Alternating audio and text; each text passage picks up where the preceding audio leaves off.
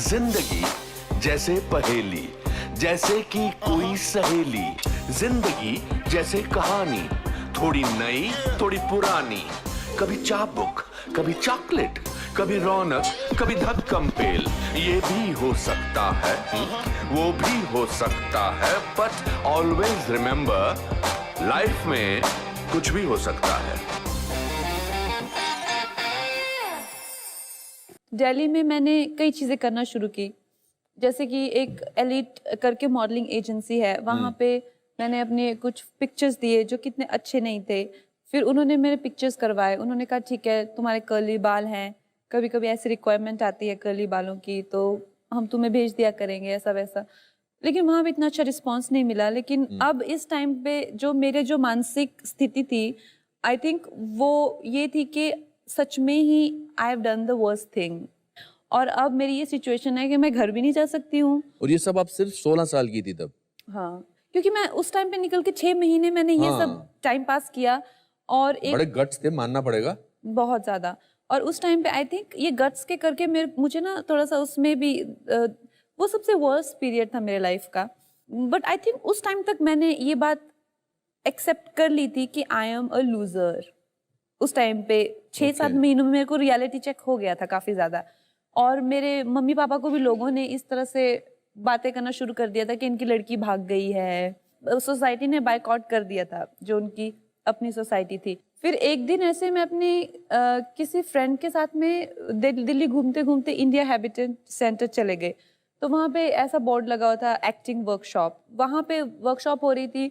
तो मैं वहाँ पे गई और फर्स्ट डे से मुझे जो भी अरविंद गौड़ करके हैं स्मिता ग्रुप के जो डायरेक्टर हैं, तो वहाँ पे उन्होंने कहा अच्छा अब ये सब ये कैरेक्टर करेंगे।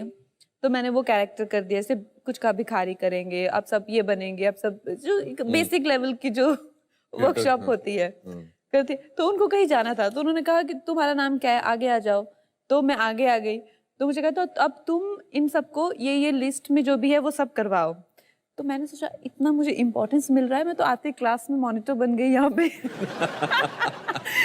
तो उस टाइम पे मुझे वो एक होता ना एक फेवरेट प्लेस बन जाना तुम्हारा, कि उस एकदम लूजर फेज से मुझे ऐसा होने लग गया कि मैं अब कब मैं एक्टिंग वर्कशॉप पे जाऊं। तो मुझे वहां पे बहुत ही एक सुकून मिलता था। तो फिर उसके लिए मैं काफी रेगुलर हो गई। 5-6 महीने पे इनफैक्ट मुझे बैक स्टेज पे रखा गया। फिर लास्ट मिनट पे एक कोई एक्टर नहीं आया, मेल एक्टर कोई नहीं आया। तो फिर से वो मेरे गुरु ने तुम इसको मुझे लगा दो। तो मुझे 6 महीने में स्टेज पे भेज दिया, जबकि तो आपका पहला रोल एक मर्द का था, मुझे लगा के। मर्द का था। आई थिंक माधवी करके प्ले का नाम था, माधवी। और कहीं ना कहीं आपको ना जिंदगी में लोग ऐसे मिलते हैं फरिश्तों की तरह, जो कि आपको एक तरह से रास्ता दिखा देते हैं। आई थिंक अरविंद सर उनमें से एक है। तो फिर बट इस दौरान, इस उम्र में you were not interested in boys, लड़कों में कोई ज्यादा इंटरेस्ट नहीं था, या था कोई आपका? नहीं, इस टाइम पे मुझे लड़कों में इंटरेस्ट था जब मैं स्कूल में थी और पेरेंट्स से मनी मिलती थी और ये वो, तो उस टाइम पे था। लेकिन इस टाइम पे मेरे क्राइसिस थोड़े ज्यादा अच्छा बिगर लेवल पे थे। तो उस टाइम पे मैं काफी डिप्रेस्ड और काफी ऐसे इन चीजों में मुझे बिल्कुल एक तरह से रुचि खत्म ही हो गई थी। और तो इस दौरान कब आपने डिसाइड किया कि मैं बॉम्बे आती हूँ? एक्चुअली मैंने डिसाइड नहीं किया कि मैं बॉम्बे आती हूँ। मुझे एलीट मॉडलिंग एजेंसी ने ही बॉम्बे भेजा। मैं ब्रांड का नाम नहीं लूँगी, लेकिन उसकी ऑडिशन के लिए, और एक कोई साड़ी का कैटलॉग था उसके लिए। तो उन्होंने मुझे भेजा था 1-2 दिन के लिए। उसके बाद मैं फिर वापस नहीं गई, मुझे फोन करते रह गए। वो यही रुक गई? जी। तो मैंने सोचा यहाँ पे फिल्मों के ऑडिशन बहुत होते हैं, तो यहाँ पे ही रहना चाहिए, कम से कम 1 महीना तो रहना चाहिए और फिल्मों के ऑडिशंस करने चाहिए। वहाँ पे 10-15 लड़कियां बैठी थी, तो एक एजेंट भी मुझे मिल गया। तो उस एजेंट ने मुझे महेश भट्ट के ऑफिस में लेके गया। तो वहाँ पे मैं उस टाइम में मोहित सूरी को वो मीटिंग याद नहीं है, लेकिन मैं उससे मिली हुई हूँ। तो कहते मोहित सूरी मर्डर का डायरेक्टर है, वो भी एक फिल्म बनाएगा, अनुराग बासु नाम है उसका। तो अनुराग ने कैसे आपको? फिर उसको मेरे पिक्चर्स मिले, और पिक्चर्स मिलने के बाद उसने मुझे बुलाया, मेरा ऑडिशन किया, अनुराग ने ऑडिशन किया। एंड उसके बाद उन्होंने भट्ट साहब ने देखा, तो भट्ट साहब ने कहा कि ये लड़की तो बहुत छोटी है, ये लड़की तो 17-18 साल की है और जो हमारी फिल्म में जो लड़की है वो तो उसका तो बच्चा भी है 7-8 साल का, उसके पीछे पास्ट है कम से कम 28-29 साल की, तो वो होनी चाहिए। इस बात पे उन्होंने मुझे रिजेक्ट कर दिया। फिर बीच में मैंने सुना कि वो लोग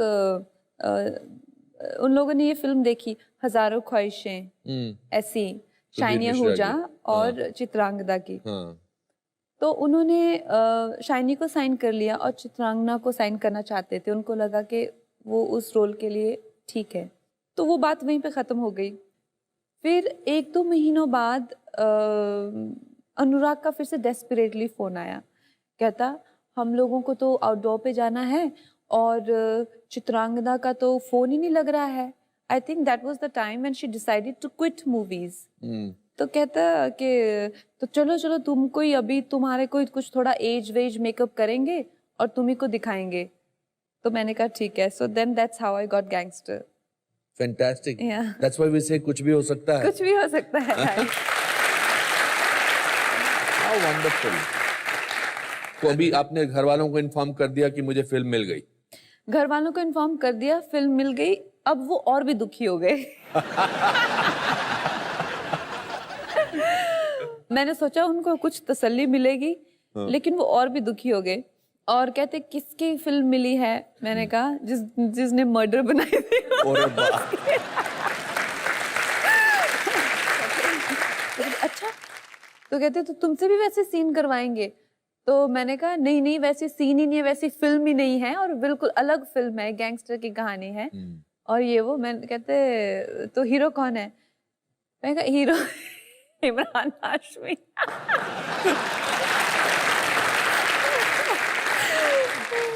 तो बेचारों के उनके तो उनके हाथ से फोन छूट गया ऑलमोस्ट।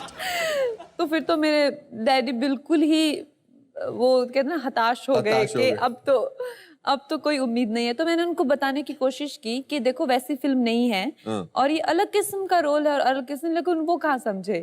तू वापस आ जा, तू ऐसा मत कर, और तुम इतनी छोटी हो। फिर मेरे डैड ने मुझे धमकाया कि तुम अभी माइनर हो, मैं आता हूँ वहां पे तुम्हारे सब कॉन्ट्रैक्ट टर्मिनेट कराता हूँ मैं, तुम कैसे अपनी मर्जी से कुछ भी कॉन्ट्रैक्ट साइन कर रही हो, ये वो। फिर मैंने अपनी मॉम से बात की, मैंने कहा उनको बोलिए कि थोड़ा सा तो शर्म करें, मुश्किल से फिल्म मिली है।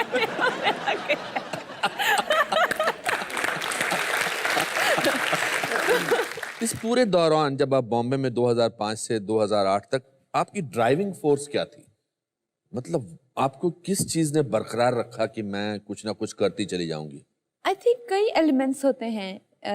एक टाइम पे कुछ लोग थे जो कई बार इस तरह से अपोनेंट्स भी होते हैं जो कि आपको नहीं चाहते हैं आप सक्सेसफुल हो। वो भी आपका ड्राइविंग फोर्स बन सकते हैं कि आप चाहते हो कि हम गिर जाएं, अब तो हम नहीं गिरेंगे।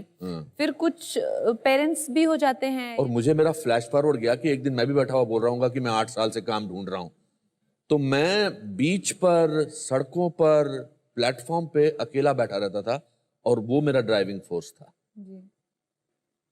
फिर फैशन आई। जी, फिर फैशन आई।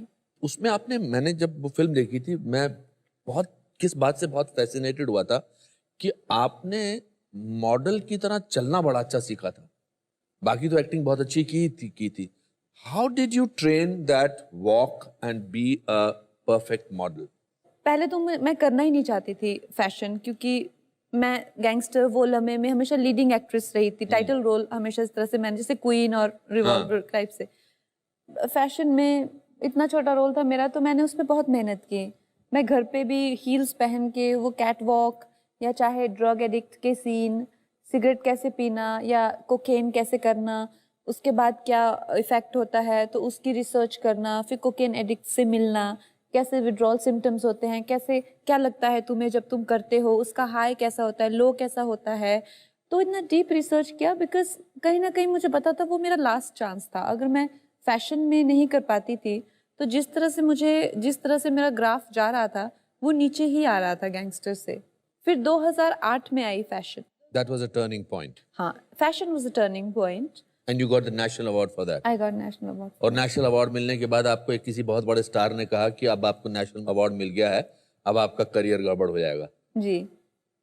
क्या बोला था उसने? आई थिंक वो भी एक आई थिंक महिला थी या पुरुष थे मतलब? पुरुष। अच्छा, तो जिस बता तरह नहीं सकती कौन थे? बताइए ना। अरे बताइए ना। नहीं नहीं, मेरे दोस्त ही हैं, मेरे शुभचिंतक ही हैं। ऐसा नहीं कि वो मुझे किसी तरह से गुमराह कर रहे थे या किसी तरह से कुछ टॉन्ट कर रहे थे। वो मुझे बहुत अच्छी कोई सलाह दे रहे थे कि जिस तरह से लड़कियों की पोजीशन है इस इंडस्ट्री में, 2 गाने करो, थोड़ी कमर हिलाओ, 2 डायलॉग बोलो, वो भी अगर कहा जाए तुम्हें, और साइड में हो जाओ, बस बेसिकली प्रिटी दिखो। तो इतना सा एक्सपेक्टेशंस होती हैं तुम लोगों से, इतना ज्यादा वो करने की क्या जरूरत है? तो जो एक ज्यादा एक्टिंग करने की क्या जरूरत है? उनके वर्ड्स ये थे कि तुम्हारी एक फिल्म में तुमने इतनी एक्टिंग कर ली जितनी मैंने अपनी 100 फिल्मों में नहीं की है। And he is a very big superstar. Who is it? Who is it? नहीं नहीं, I don't want to bring अच्छा, मुझे कान में बताओ कि बाद में बताएंगे क्या? ऐसा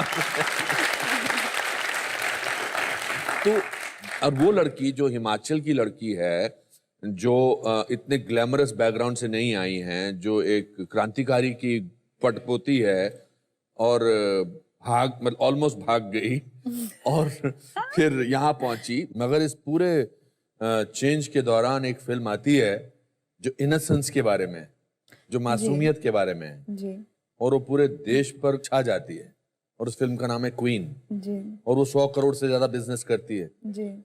तो इसका